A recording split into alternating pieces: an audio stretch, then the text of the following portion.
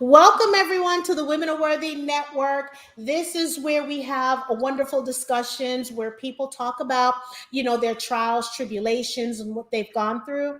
Tonight we have a phenomenal, when I tell you they're one of the original comeback stories. Yeah. Listen to me. Listen to me. When I say we women rock, we rock. Yeah. I'm just so proud of her. So let me tone it down and do a little bit of housekeeping before my team gets me. Please make sure to subscribe to the Women Are Worthy Network on YouTube. We appreciate it. Refer, tell people about us. So basically, I'm just so excited about this show. When I tell you, God, please watch over the show. Everything that could happen happened, okay, where this show almost wasn't going to be. But you know what? The devil is a liar, okay? He's a liar. So we have the honor of having a conversation with Kathy Tuccaro. So Kathy has overcome so many obstacles and trauma. This incredible woman, she had a nursing degree, she was a nurse, and due to alcoholism, she became homeless at the age of 42. She went through a lot. But I want people, this is the reason why I want Kathy on this platform. Especially now we're going through COVID. So many people have possibly lost their homes, lost their jobs, lost their families, and you feel hopeless. You feel like, you may think about committing suicide. Let's put that out there. You may think that you can't do anything, but you know what? You can.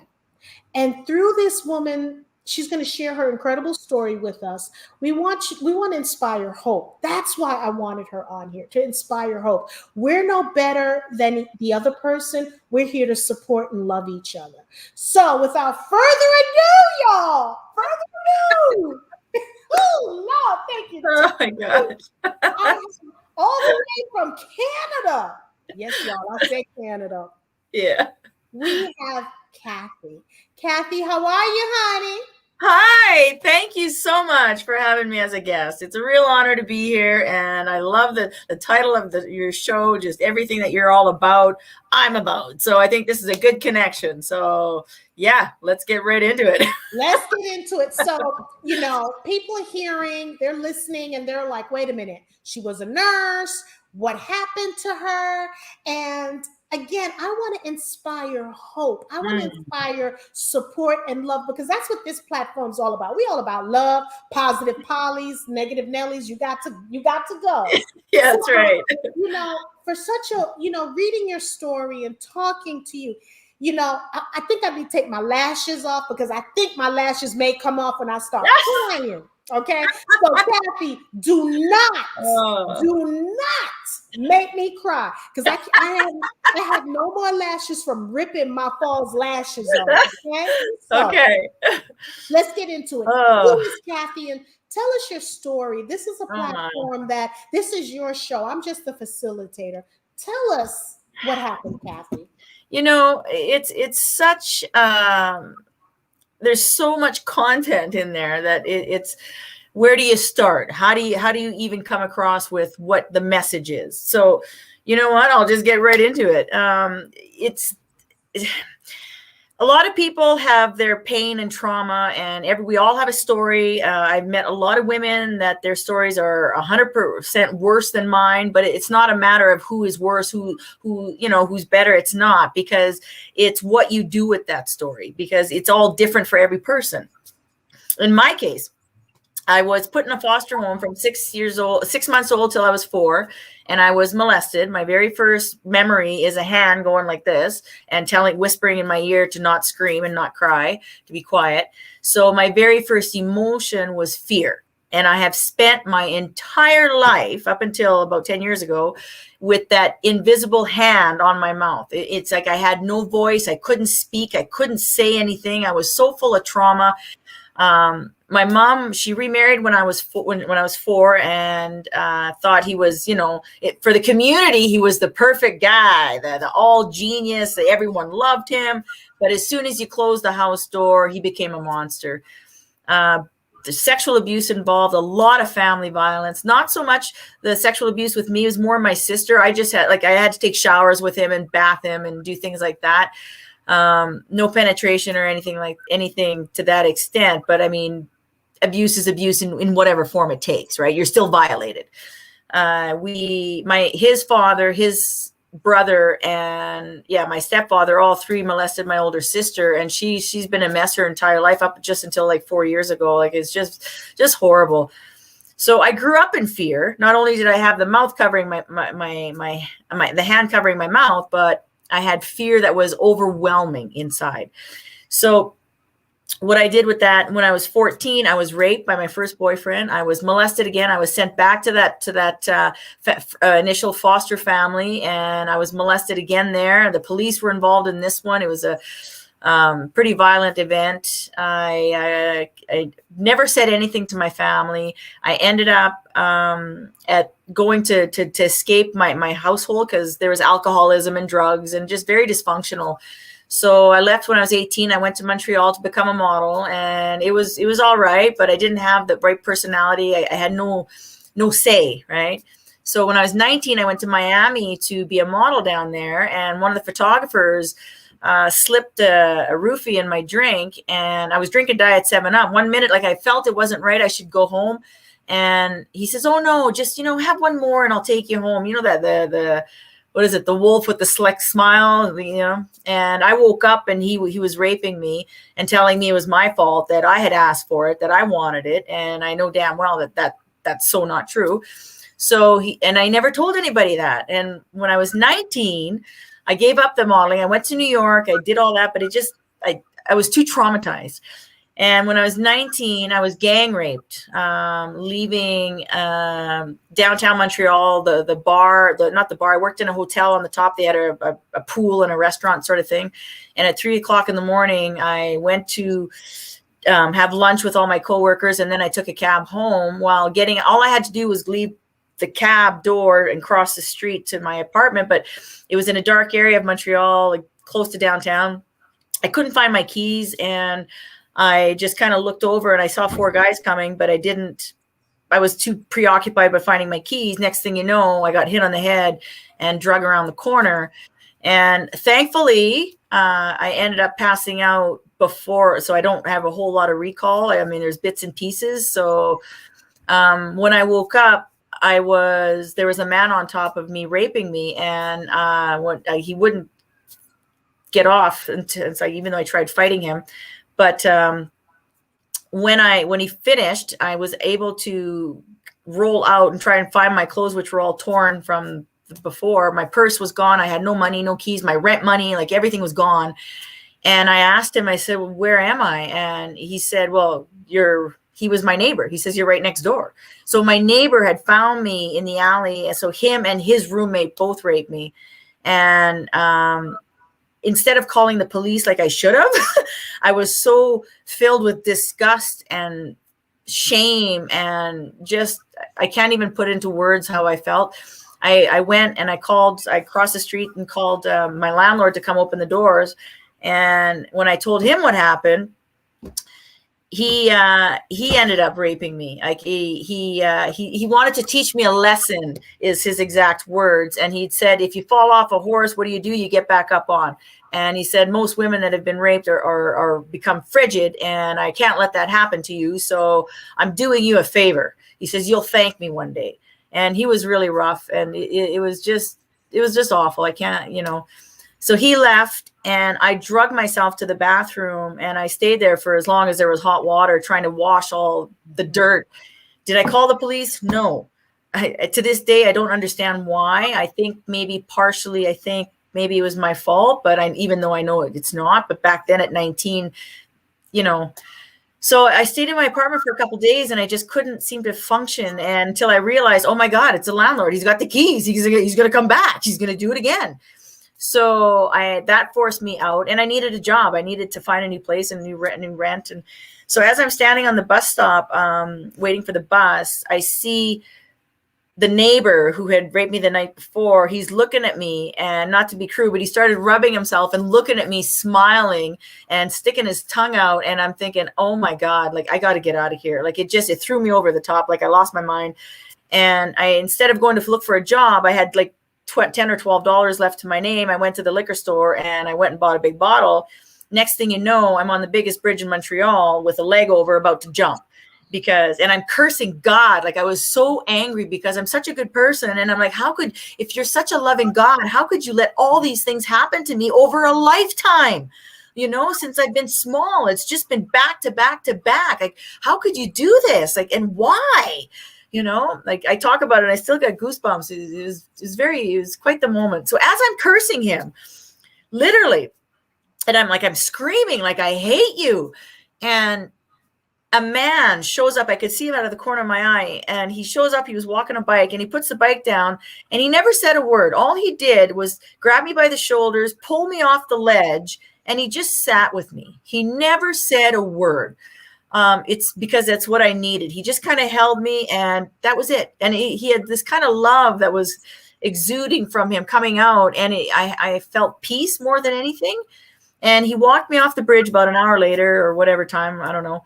And miraculously, we're in the middle of Montreal in a place where there's no cabs. And there was a taxi right there at the foot of the bridge. And so he puts me in the cab, still hadn't said a word, told the taxi guy, the driver, to bring me to a hospital.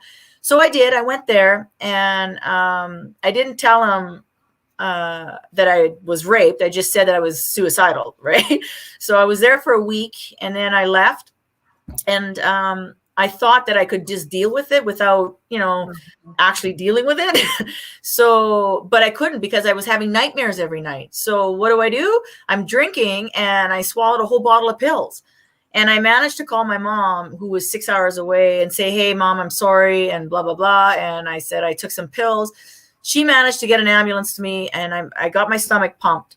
And from that moment on, I said, okay, there's a lady that had come in, and her daughter was dying from whatever, some form of cancer. Her daughter was my age. And this woman came to me and was just washing my face very gently and lovingly, and asking me why I would do such a thing when her own daughter is dying and she can't do anything. And here I am ready to take my life. And so it was a really important moment in my transition, because I understood something. And so what I did is I left Montreal, and I went as far as I could go. You do the geographical change, right? I went across Canada and I went in Alberta, Jasper. I had $150 in my pocket. I took a one-way train ticket. I had one suitcase. I'm starting over, right? And I did, but I hadn't done any treatment or a mental health issue, therapy. So I was drinking, and I ended up slitting my wrist this time, like maybe a month later or a couple months later. And it was then when a pastor had come to see me, and I started talking to him about, what was going on. And he actually helped me. And I went back to school instead, and I became a nurse. I met my ex-husband at the time. I had a daughter, and everything was great. I mean, did I get the therapy, the treatment? No, I didn't.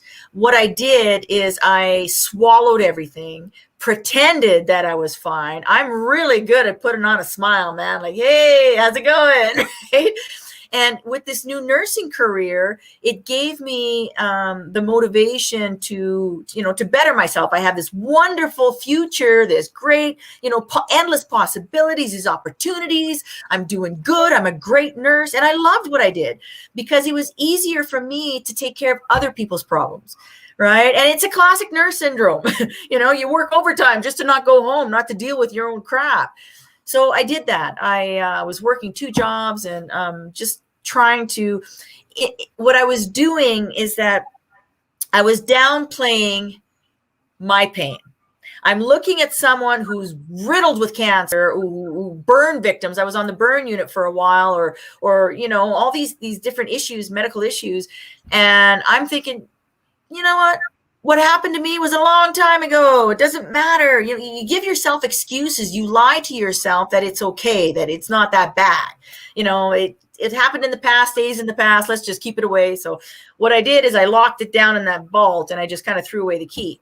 But the problem with doing that is when you have, and I'm going to say this in kind of nursing terms, when you have a wound, say I cut my arm and it's bleeding and I don't take care of it, what happens? It gets infected.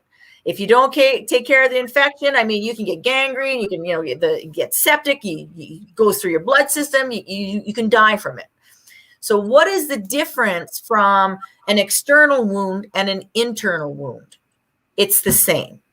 And just the only thing that's different is how you die, right? Because did you want to say something? Yeah, let me tell you something. This is where we connect, because I mentioned to you that I got involved in sex trafficking and was sex trafficked and was homeless.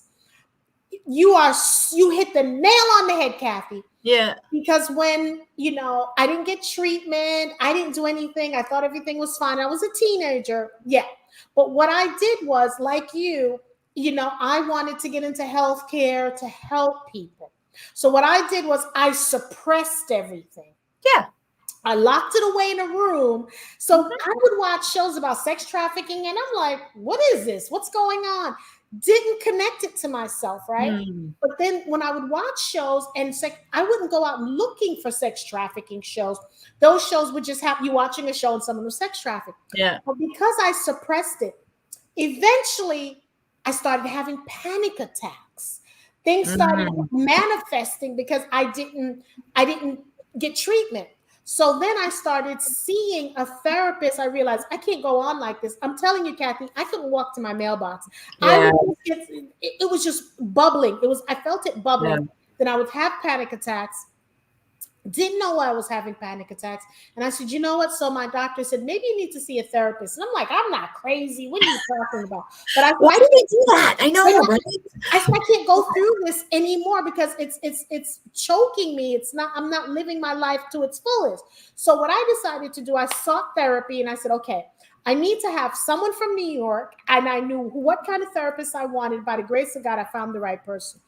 The good and the bad side was she started to unlock things out of me. And then I had to meet it. And then, because I locked it away in that door, she found the friggin' key and opened up the Pandora's box. And then I had to relive those whole moments and come to face like, oh my God, what I was going through was I was mentoring people who were sex trafficked, Kathy, and it didn't come out. So finally, it came to a head. Me and my husband had conversations because then the feeling like, ew, I'm nasty, I'm disgusting came through. And thank God I'm married to a good guy.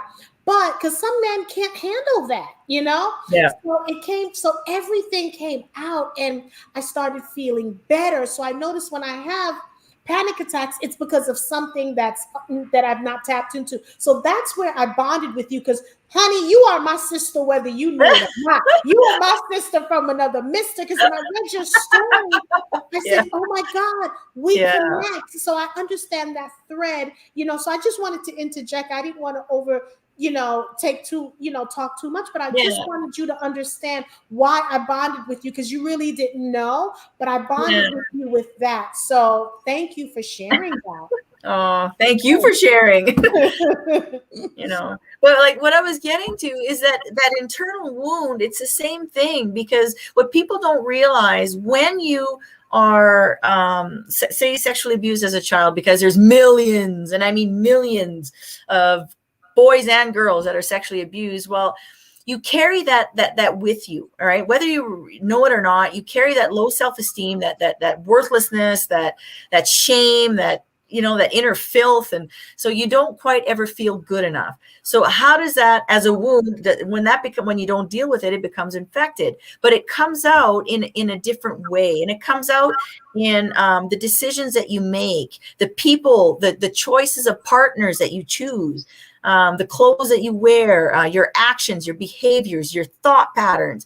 There's a whole whirlwind of events that come out of that low self-esteem. And no matter how pretty I was on the outside, and no matter how good of a nurse I'm carrying that inside, and it really affected the decisions that I made. And so I started drinking when I was about a year after nursing about 1999. And I snowballed with that. I had no way of speaking what I was feeling. And so, do you make good choices when you drink? No. Right? No, you don't. It doesn't matter who you are. And so, yeah, so the men I chose were really not stellar, and it went from bad to worse. So I had 7.5 years from the year 2000 to 2007. Oh my God, extreme domestic violence. I mean, domestic violence is domestic violence. There's no need to get into details, but Yeah. all I could say is that I lived with a shovel on my porch as a reminder of what I was going to be buried with. I was strangled 3 times to the point of losing consciousness. I remember one time he wanted to make me understand something that he thought I didn't understand. And so he had my head underneath the tap water, just, pouring the water just in and out, kind of, what do you call that? Washboarding in a sense. Like just all sorts of things under constant threat, like being sold into human trafficking. I had a bodyguard that would follow my every move, would come see me at the hospital, make sure I wasn't talking to people on my break. Like it was so intense. When I did try to escape a few times, it was just, I'd come home to things written on my wall, like "I'm coming for you," and he was an associate of, a big biker gang. And so he was an enforcer. I couldn't go to the police with that, or I didn't feel I could because my life was in danger. So it was intense. But I'm still nursing during the day and I go home to this at night. And so I was such a mess. I was in and out of women's shelters and still nursing, because number one, I needed a paycheck, but also I didn't know how to get out of it. And finally, it came to a head in 2008. I came home. I had to send my daughter away. She was 10 by then, to her dad's, just for safety reasons. And it was the hardest thing I've ever done, because I felt like I could really disappear now and never, that was it, right? And so when I came home one day and I'm in my nursing scrubs, I must have rolled my eyes or whatever it is I did. And he pounced on me in seconds, and he had his legs pinned here, so I couldn't move. He was a big man, like 6'4". And of course, he strangled me with one hand, and he's punching me in the face with the other. And he's saying, "I'm going to take your bloody, battered body, tie you up, put you in a truck, roll you down a hill, and burn you alive. You stupid, useless, name calling." And then his face is here, and all I remember, because I'm losing consciousness, I was seeing stars, and I was watching the vein like pop, and just, his face was red, spit flying. And I remember thinking, watching as his blood was pumping, and I remember mine would be stopping. Like, it was really kind of a sense of this is how it's going to end. But for some reason, like, he released the pressure, and I ended up, he dragged me upstairs, he left. And I knew that it was now or never. If I didn't get out now, I was dead. And so I called a friend, and he'd strangled me so hard, I lost my voice. So I just said, "You need to buy me a bus ticket. I need to get out of here." And I was up by Alaska back then. And so it was a 36-hour bus ride from Alaska, or Yukon, where I was, to Edmonton, Alberta. And there was only one bus that left today. So I made it within 2 minutes. Like, I just threw in clothes in a bag, and, you run like hell. And well, that's what I did. And I got on that bus, and as the bus is about to pull away, is like out of a movie. There, he stole my car. He's in my car, and he's driving alongside the window, like just right in front of me. And I'm thinking, oh my God, he found me, and he's going to stop the bus and drag me off the bus. And so I'm crying, and I'm just kind of sliding down, but he didn't, thankfully. And I was able to get away. But on that bus ride, something really critical happened, because even though I was a mess, I made a few phone calls, and the one was for a job, which I got immediately, and a place to live, which I got immediately. A friend of mine gave me his basement suite. Well, in that moment, what do old habits do? I went from, being half dead to all of a sudden survival kicking in, putting on that fake mask that I'm okay, that I'm tough, that I got this, right? And I continue to put one step in the front of the other. I got a job, I got a paycheck, keep going. Well, that didn't last long. I mean, it lasted for a year, and this is where I lost my nursing career, because here I go to work. I'm 40 at the time, and I show up at work. I got 10 people to take care of, full, I got 10 patients, but I was so mentally exhausted that I couldn't do it anymore. I look at my sheet and it was completely blank. Like, just, I couldn't see the words. I couldn't comprehend. It's like my mind just shut right down. And I knew that I was done pretending that I was okay. I knew that I had to get the help. So I went from the medical unit up here down to the psychiatric unit. And in between the two, like you were saying earlier, I lost my mind. I lost it. It came out like a volcano. And oh man, I hit the nursing, the psychiatric unit, and I'm pounding on the door like, let me in, let me in. There they are. I could see them through the window. They were calling security, get her out, get her out. Oh my God. So they drugged me. The two security guards literally dragged me on my knees all the way down to emerge, put me in a rubber room so I wouldn't hurt myself. But that was when I first saw a psychiatric doctor, and I told him. It was the first time in my life where I said something, where I said from the A to Z, my story, this is what happened. And I was sure he was going to lock me up for a 72-hour psychiatric assessment, give me some happy pills, stab me on the forehead that I'm either bipolar, schizophrenic, multiple personality, or something mentally wrong with me, right? And when I asked him at the end, I said, so are we going? And he's like, go where? I said, well, aren't you going to lock me up and give me some happy pills? And he's like, oh, no, my dear. He said, there are no amount of pills in the world that are going to fix you. And I'm like, what? And he says, look at what you just told me. You need to address that. Pills do not fix that. You need to fix that. And he was right. And he said, you need to quit drinking because alcohol is a depressant, and you need to look at this. So he gave me a card for a treatment place. So I went, and I'm there, and I'd like to explain this to you. The counselor gave me a homework, which I'll show. So if anybody can do this, on a piece of paper, if you have or print one off the internet, every line on the bottle should represent an event in your life. So you start from the very beginning as far as you can go with what event, even if you're called names as a child, if you were bullied at school, if your mom told you to shut up, or if you're whatever, as far as you can go. So you just write an event and try and put the date, be specific as possible. Well, my sheet, at first I thought it was really stupid, right? But then I started doing it and said, hey, I'm here for 21 days. I got nothing else to do. May as well do it. So my sheet had some up on this side. Where am I? Some up on this side, some up on this side. I had to flip it over, and I had so much. And then the lady says, do you really think 21 days is going to help you address all this? Look at this sheet. You need long-term treatment. But who can afford to do that, right? I couldn't. I said, yeah, whatever. Okay, I get it. I know I got some issues. I get it, right? We all do. But you know what?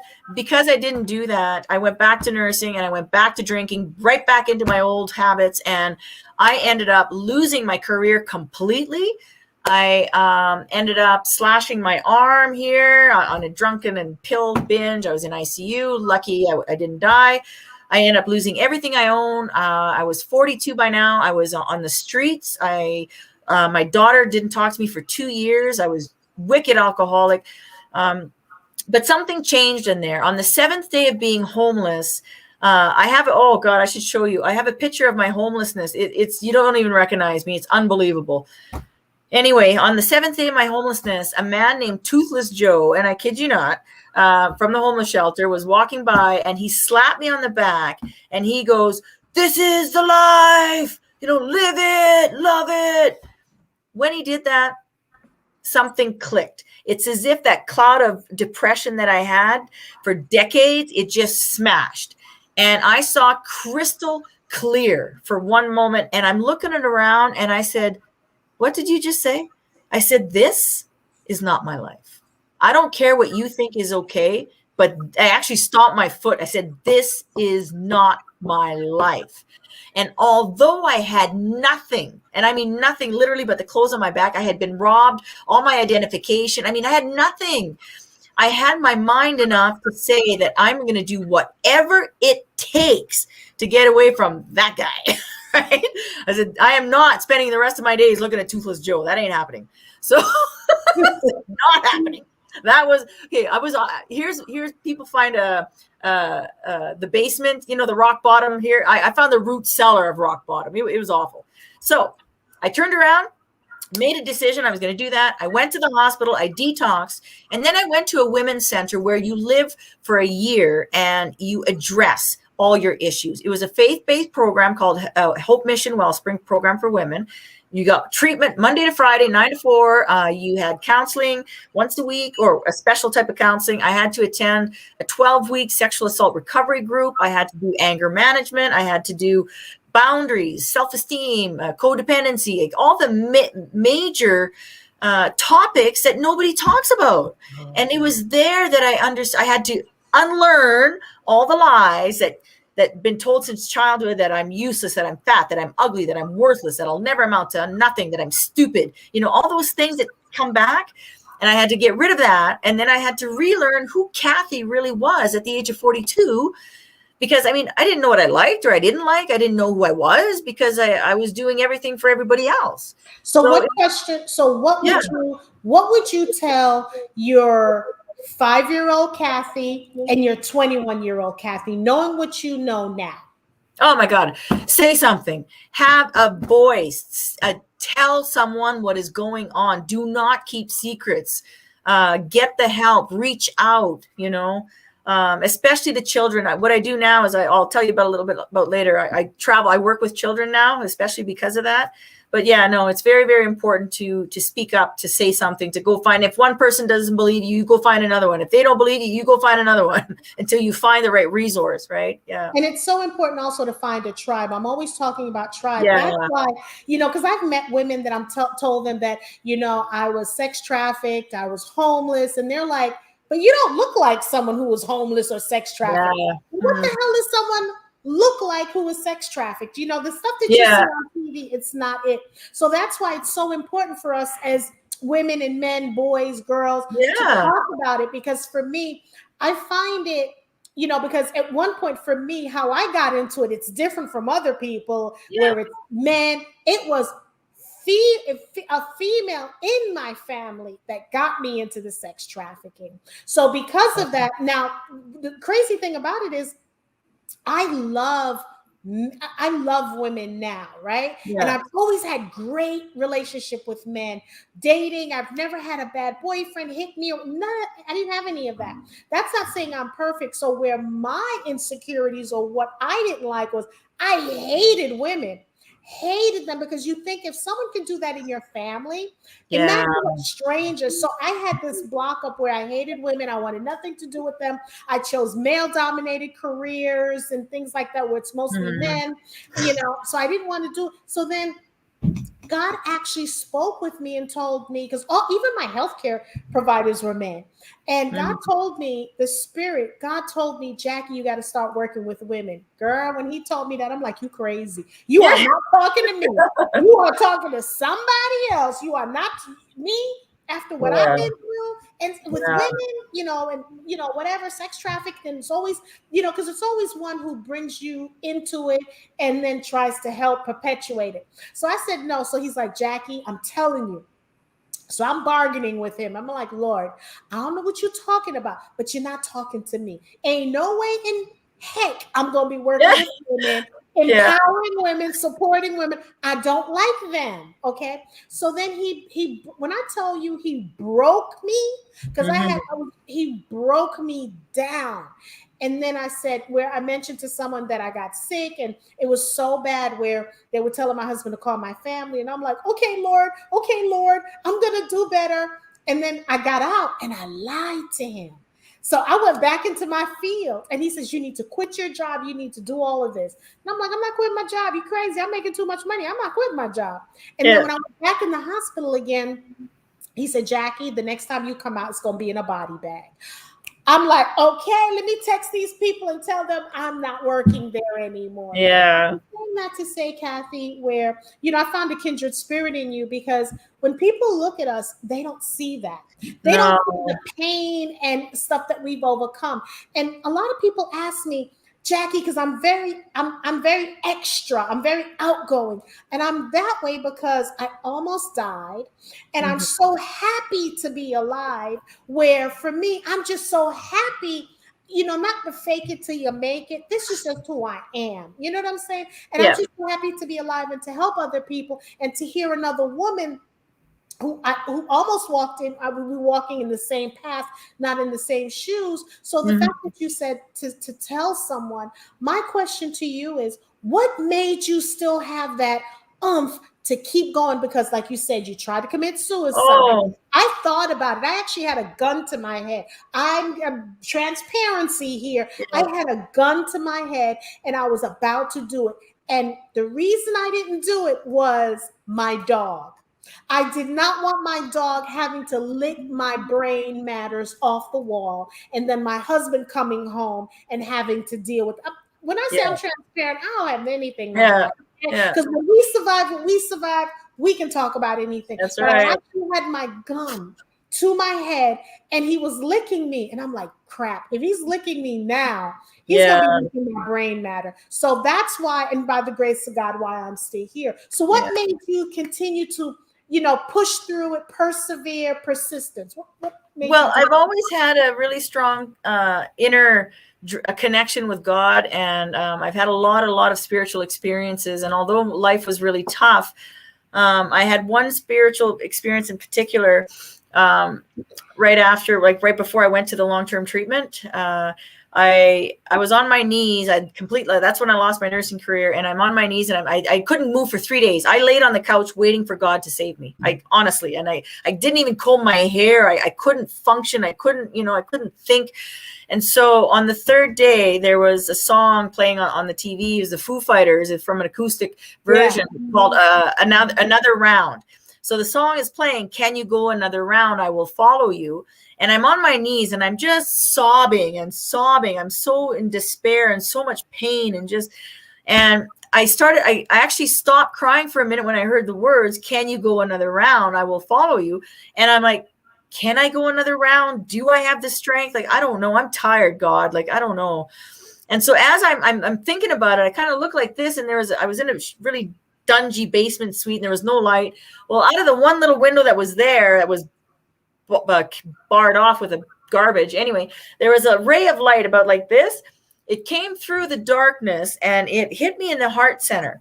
And I'm looking at that and I'm seeing little stars. They were blue, pink, yellow, orange, and they were spinning inside the light. And it was in here. So the song is playing, "Can you go another round? I will follow you." I'm like, oh, you'll follow me. Hey, we'll see about that. So I get up, I move over to the kitchen. The light never left my heart center. Honestly, it just stayed there. And so now it's got my attention. Now I'm thinking, wow.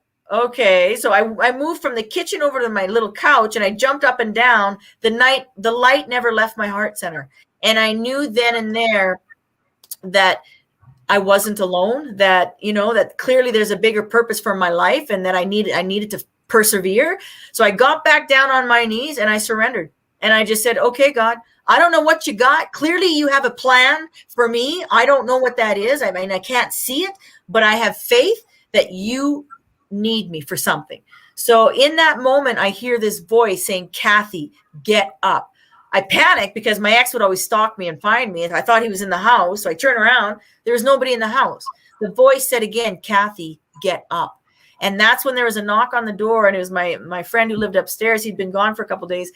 And he said, "Oh, I thought I'd come check on you. I think you were not doing well. And hey, when opportunity knocks, literally you take it."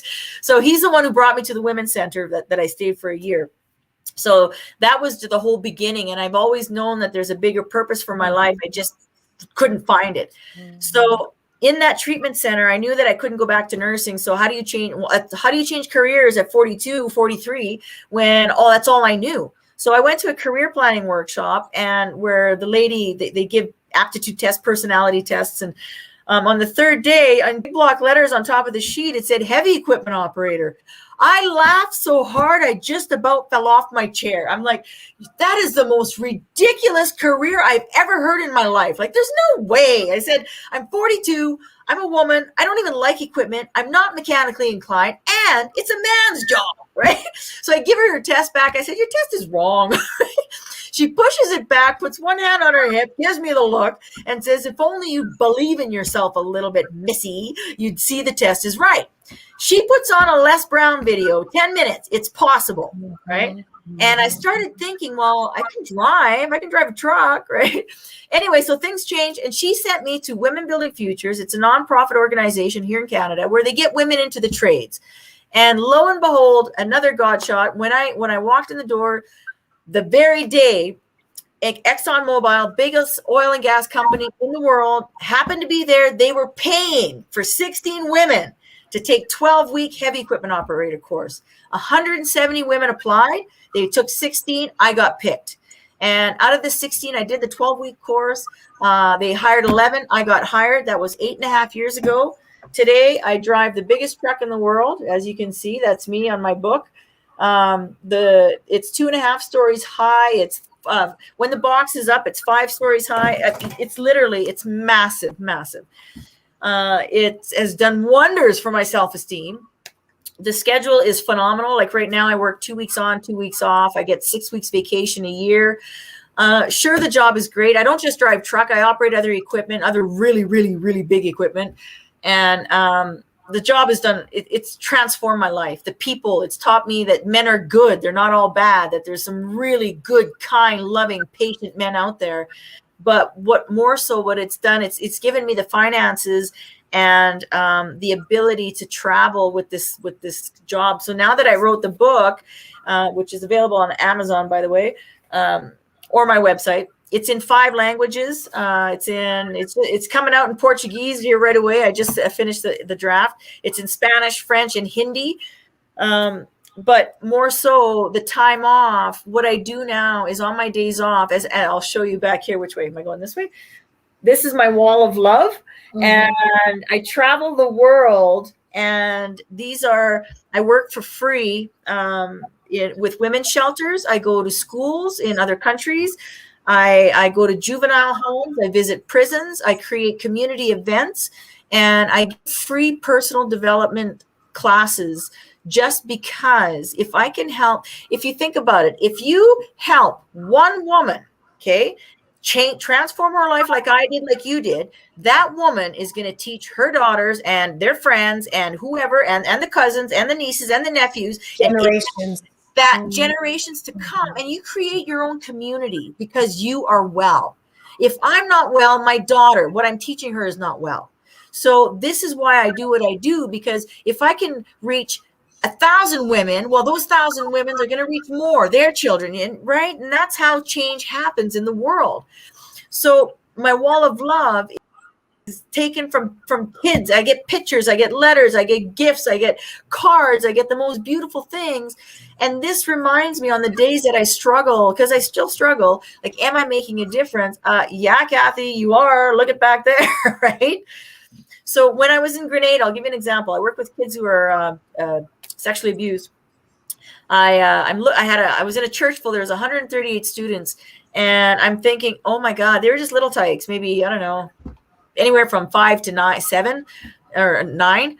And I'm thinking, they can't read my book. Like, it's too much for them. I got to write something. You can't change the social structure, right? I can't go to the Barbados and change the way it works, right?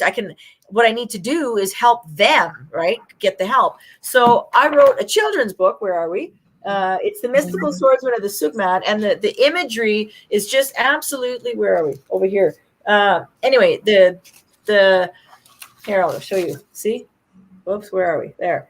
I had a graphic artist friend of mine draw the pictures, and it's a spiritual journey. It's my journey. So it's real, but it's mystical at the same time, right? So that the kids can use their imaginations to go get the inner help with God that they can. You know, it's really changed everything about me. My job is just a job. It's a great job. It's a cool job, but it's just a job. It's It's not not you. It's not not who I am. right. It's what you do. It's not It's who you are. exactly. And Ava, what Exactly. I decided to do is, for me, I call my people, because it's so wonderful. When I meet people, I mean, what, look, if you're a woman, if you have a vagina, I don't care if it was surgically enhanced, come on board, subscribe to the channel. You know, if you're a man, look, we don't discourage penises either. Come on board, because we interview you as well. We want people, see, this is what it boils down to for Yeah. me. It's all about love. It I'm is. not here to judge you. I'm here to love you. That's between you and your maker and God to judge you. My job is to love you. And because I've gone through so much, I am very intentional in things that I do.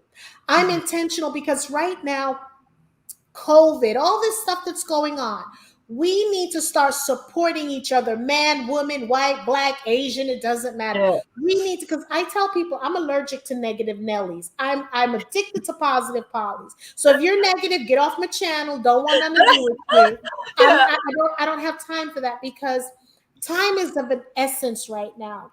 We either need to sit on the pot or get off. I'm not looking to sit on the pot. I'm looking to get off. I'm looking to make moves. That's I'm looking right. to, because again, what you've went through and I went through is similar, but it's, we walked in the same path, but and that's why I encourage women to, because when I started, looking at women and saying, okay, let me give them a shot, it was always like this competition, this hating each other, not supporting each other. I'm not about that. I'm all about collaboration and working together. So I don't like competition. I like collaboration. That's what I'm all about. Because if we do things together, men and women, we would be better off. So, and I'm all about supporting. I'm always breathing. I'm always spewing that out. It's almost like when I see women not supporting each other, it makes me angry, because we can do so much together. I have this thing, because of what I've went through, that I tell my people in my tribe, when you see a woman, give her a compliment. Even a guy, give a woman a compliment, because you don't know if that's the only compliment she's going to have. So I make sure my interns, my mentees, give women compliments, because again, when that happens, and even when I go into restaurants, and if it's a woman server and I'm like, get your manager over here, and I'm wigging them out because they think that they've done something wrong, I'm like, get your manager over here right now. And they're like, is everything okay? I said, nope, get your manager over here. The manager will come and I'll say, my server Lisa was absolutely phenomenal. And they're like, oh my God, I thought you were going to complain on me. I said, I didn't need to give you a mini heart attack, but I had to do it that way. Maybe I need to change. But again, I want people out there, if there's something that you're wanting to do, live your purpose. They talk about millionaires are in the graveyards because they have those ideas. Live your purpose. And then when you're living your purpose, don't forget about self-care. Take time to smell the roses, not just grow the roses. Because people are like, Jackie, what should I, what are you bringing to the table? I'm like, what the hell you mean what I'm bringing to the table? I built the damn table. What you talking about? I built the table. Okay. What do you mean bring? I'm at an age now where I'm not holding back anything. Okay. What I think, I'm saying things with love, but I'm being intentional. I know what I can bring. Look at this. I know what I can bring. I know what I can do. And this is from God. Now, look at us. I got confidence for days. Okay. I got confidence. And I want to show other women to be confident. It's okay.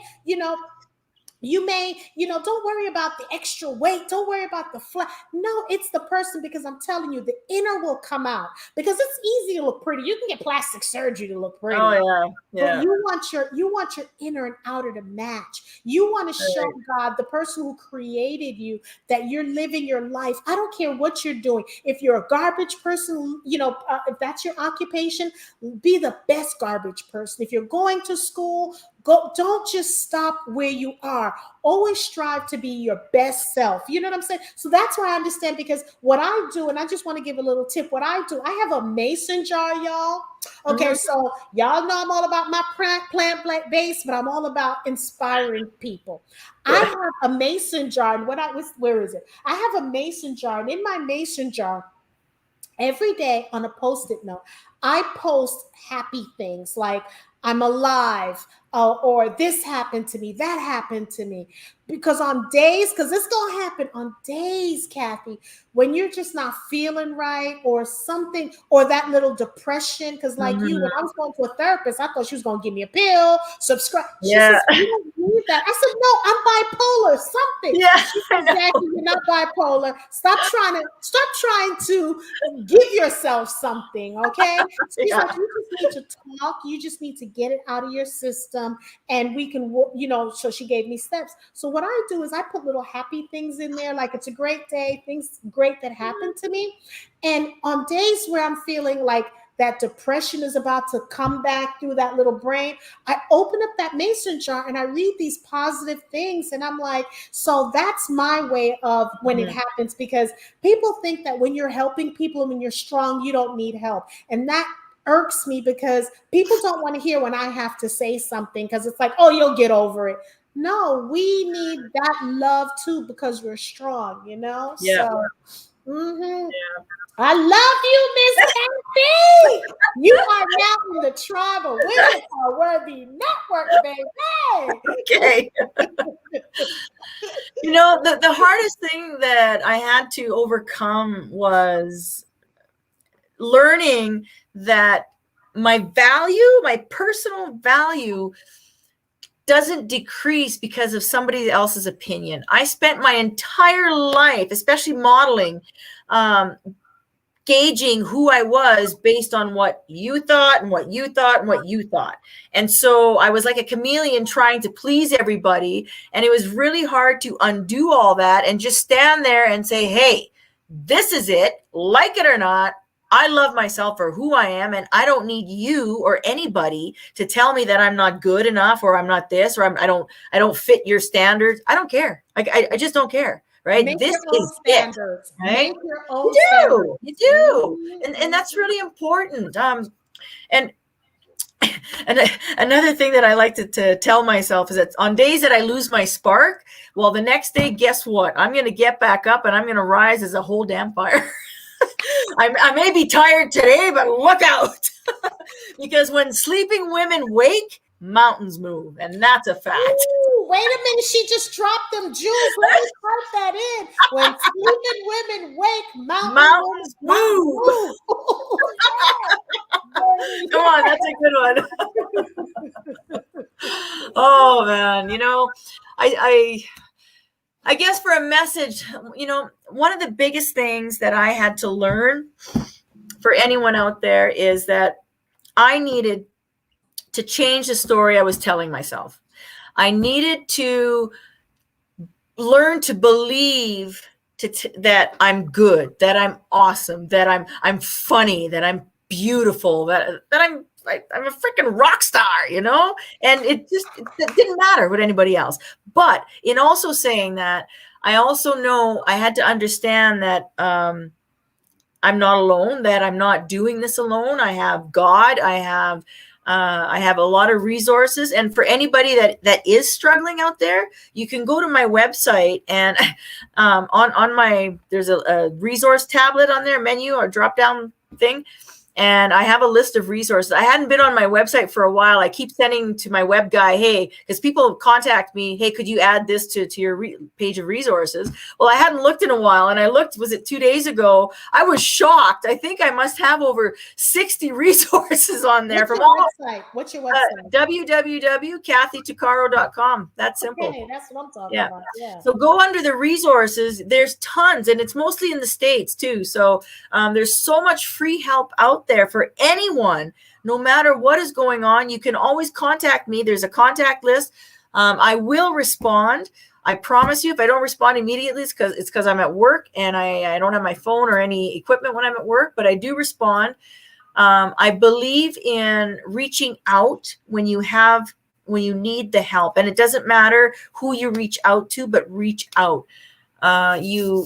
Because really at the end of the day, happiness is you're not gonna find happiness in material wealth, in all these other external things. It's got to come from inside. It's got to come from you. And if you're miserable, if you have all this pain and internal trauma, how is that gonna seep out through that? You can't be afraid to grow, to drop bad habits, to shed that old skin of the person of who you are, and leave unhealthy relationships. What about all the toxic people? Let me talk about that for a minute. Where are the most toxic people you find generally? In your family. Is that not true? Is that not true? Kathy, in your immediate family. Kathy, we're not doing that tonight. That's a whole no, I'm just saying. So you have to learn to step away for a while and really focus on you, on what you want, not what your family wants, not what your children want, not what your husband or spouse want. You have to figure out, what do you need? What is it that I need to do to change, to grow, to develop? Because every new level of you is going to require a new way of thinking, a new version of yourself that maybe you haven't even developed it yet. But that doesn't mean it's not there. I don't believe life is meant to stay here. You got to grow, man. You have to get out there. And there's also new levels, new devils. So the higher you go, well said. Girl, I got this, honey. Wait, I'm gonna be blowing up YouTube in a minute now. YouTube is just meeting Jackie. Okay, nice. New levels, new devils. New and devils. What you have to do is you have to make sure you have your tribe that's holding you down. You have to remember that. And again, I wanted to create this platform. It's not just a platform for women. We don't discriminate. We want men to be part of this as well, because at the end of the day, it's a village, and village consists of everyone. Okay, everyone, nationality, race, you name it, gender, So we have to start supporting each other. We have to start look in that mirror. Sometimes you got to take off that makeup. Sometimes you got to, just basically shed your clothing and look at yourself naked, really naked, and love yourself. Love the love handles, love the stretch marks, love the crooked nose. You have to start. So before you go outside and even speak to a therapist, start doing the internal work. Start loving yourself, loving who you are. Right.